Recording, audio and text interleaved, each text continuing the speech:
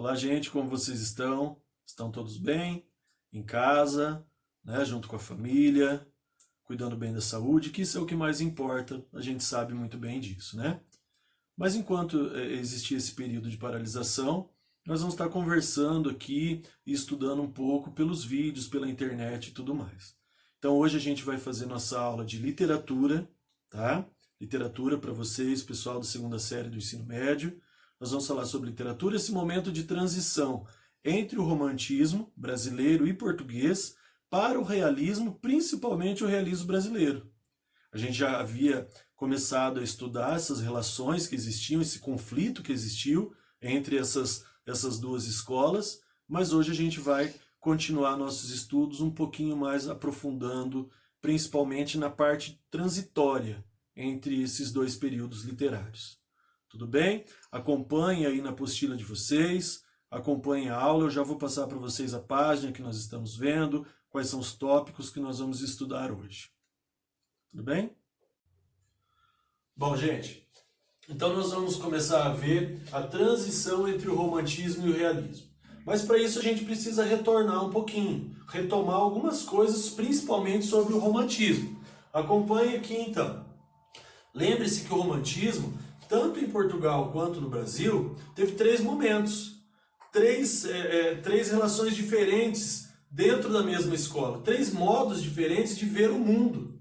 Lembre-se, nós estamos falando aqui no romantismo no século XIX. Nós temos um romantismo do século XIX. Como que ele é subdividido? Primeiro, eu tenho ele na poesia, e essa poesia se divide em três gerações. Qual é a primeira geração? A primeira geração é a indianista nacionalista. O próprio nome já diz. Eu tenho aqui uma relação que é extremamente nacionalista. Tanto na primeira geração em Portugal, quanto na primeira geração aqui no Brasil. Só que aqui no Brasil vai ter uma peculiaridade, porque essa primeira geração ela também vai ser indianista, vai tratar do indígena.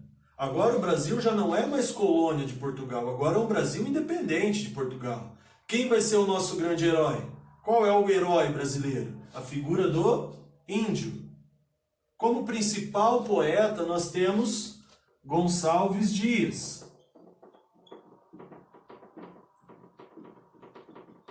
Gonçalves Dias e a sua canção do exílio tão comentada, tão lida, imortalizada. Não é isso? Ok. Depois dessa primeira geração, nós vamos para a segunda geração. A segunda geração ela é a ultra romântica.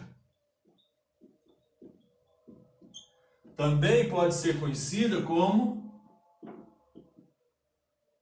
mal do século. Por que mal do século? Porque ela é extremamente pessimista. Ela aborda muito a questão da morte, do pessimismo em si, em todos os níveis, o ceticismo, ela é muito cética. Ela não acredita que as coisas possam funcionar. E esse interior, essa dor interior que causa no eu lírico, ela é demonstrada intensamente.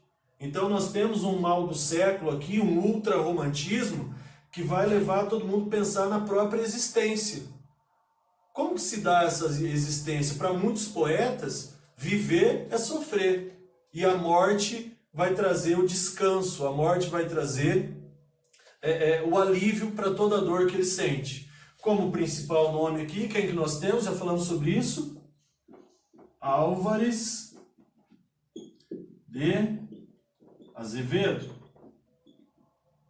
E por último, nós temos o condoreirismo.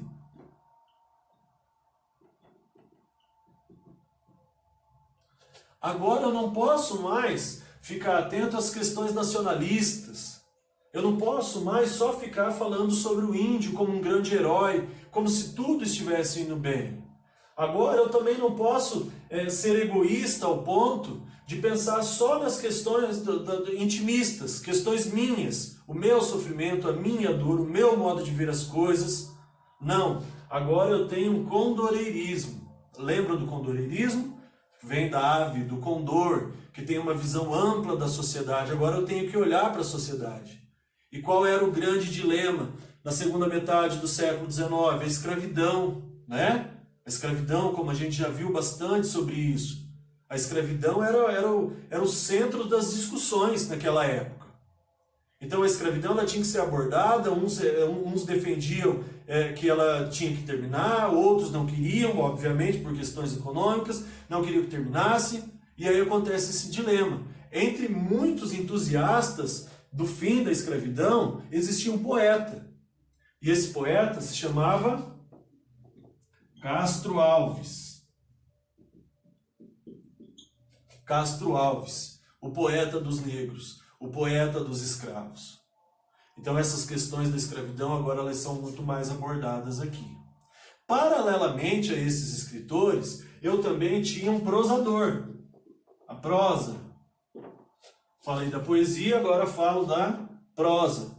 Nós vamos abordar, nesse momento, a gente vai abordar um prosador apenas, que talvez foi o principal deles, né? Entre outros, mas esse com uma obra mais importante. Ele escreveu muitas obras, e todas elas muito boas, se chama José de Alencar. E o José de Alencar escreveu obras indianistas, por exemplo, Iracema, Ubirajara, né? Então nós temos obras indianistas. Mas ele também vai falar dos regionalismos. Ele também faz um paralelo regional com o que está acontecendo no Brasil, principalmente, nesse final do século XIX, metade para o final do século XIX. Então ele vai falar sobre o indianismo, vou colocar aqui, José de Alencar, ele tem a fase indianista, mas ele também tem a parte regionalista.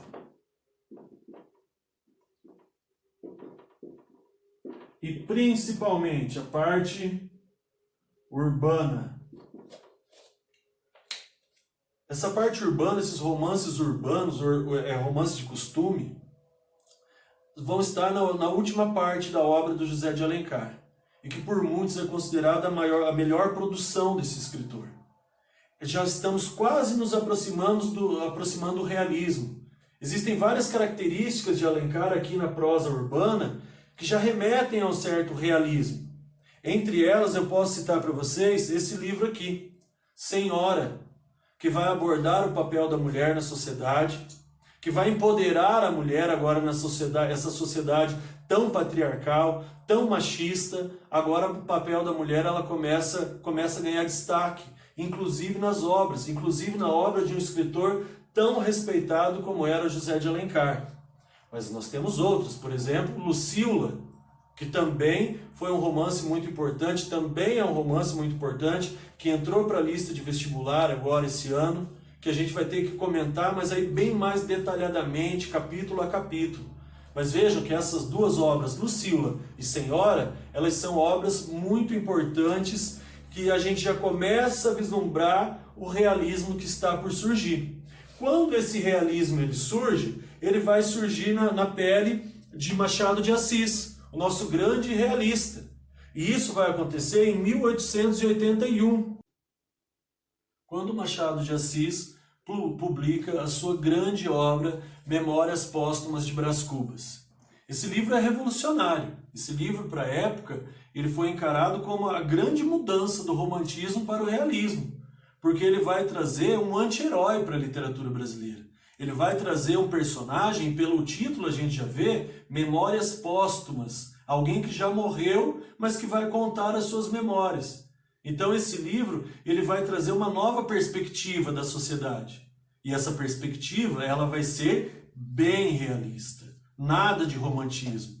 Tanto é que em um determinado momento do livro, só um trechinho aqui para vocês, no capítulo 27, que é denominado Virgília, ele diz assim, olha como é marcante essa parte. Naquele tempo, contava apenas uns 15 ou 16 anos. Era talvez a mais atrevida criatura da nossa raça, e com certeza a mais voluntariosa. Não digo que já lhe coubesse a primazia da beleza entre as mocinhas do tempo, porque isto não é romance.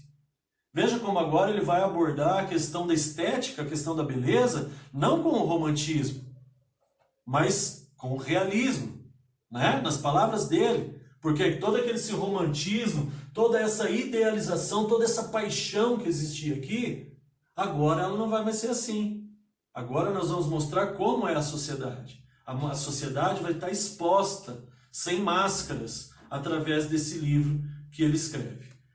Juntamente com esse livro, existe um outro escritor que se chama Aloysio de Azevedo e que publicou O Cortiço.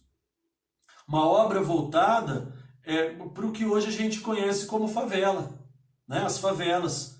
Como que ele aborda essas questões? Ou seja, ele vai pegar um grupo de pessoas, um grupo bastante extenso de pessoas, são vários personagens, às vezes fica até um pouco confuso se você não estiver bem atento na leitura dessa obra, e ele vai mostrar a vida de cada um. E como que o ambiente, o cortiço, como um ser vivo, ele vai influenciar na vida das pessoas.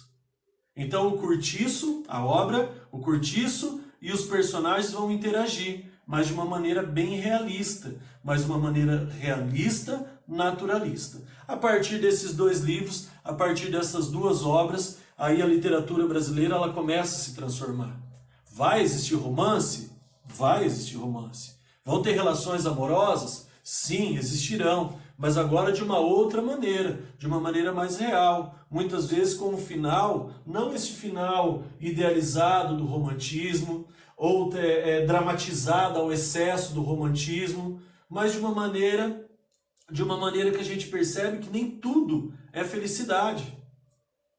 Que existe um meio termo, que existe entre a felicidade que é apontada aqui e o drama que também é apontado aqui, tudo muito extenuado, de uma maneira bem radicalizada. Agora no realismo não. Agora no realismo a gente vai ter uma maneira mais real dos fatos como eles acontecem, tanto na beleza quanto nos finais da obra, mas isso a gente vai debatendo aos poucos, obra a obra. Nós vamos analisar todas essas obras que eu citei. Agora é só um panorama que eu estou fazendo aqui, para você já ir se adaptando nessa mudança entre o romantismo e o realismo. Ok? Tudo certo? Só para finalizar aqui, eu gostaria de pedir para vocês estão lembrados desse livrinho aqui, né? Negrinha, né? Que nós estamos fazendo nosso trabalho, estávamos fazendo, né? Por conta da paralisação do coronavírus, agora a gente deu uma paradinha. Mas o livro você continua a ler. O seu conto, do seu grupo, vai procurando informações sobre ele, vai analisando você mesmo. Primeiro você faça a sua análise do conto, depois compare com umas pesquisas, vídeos, prepare o seu trabalho, deixe ele todo preparado, tudo zeradinho, tudo bem bonitinho, que daí quando a gente voltar, a gente vai dar uma dinâmica mais rápida para a gente terminar, tá? Então vão lendo, vocês têm a leitura, vocês nesse período, vocês podem usar esse período como aprendizado também, como leitura também, tá? Então vocês têm que ler, leiam outros contos, são todos contos muito bons que estão aqui, além do seu, leia mais uns 3 ou 4, peça indicação para os amigos, da sua sala mesmo, da sua turma. Você gostou daquele conto? Então acho que eu vou ler. É bom o conto? Então eu vou ler, né? Então vai aproveitando esse momento também para leituras, né?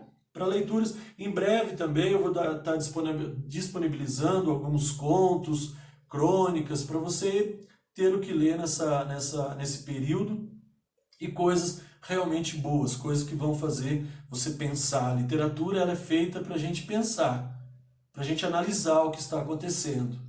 Não só a época que foi escrita, mas a literatura ela só é literatura porque ela é atemporal. Ela pode ser lida, pode ter sido lida tanto no século XVIII, XIX, XX ou agora. As histórias são atuais, né? O importante é que nós possamos refletir sobre o que está acontecendo e junto com isso uma boa leitura que vocês têm em mãos aí. Beleza, gente? Até o próximo vídeo, até o próximo encontro. Até mais.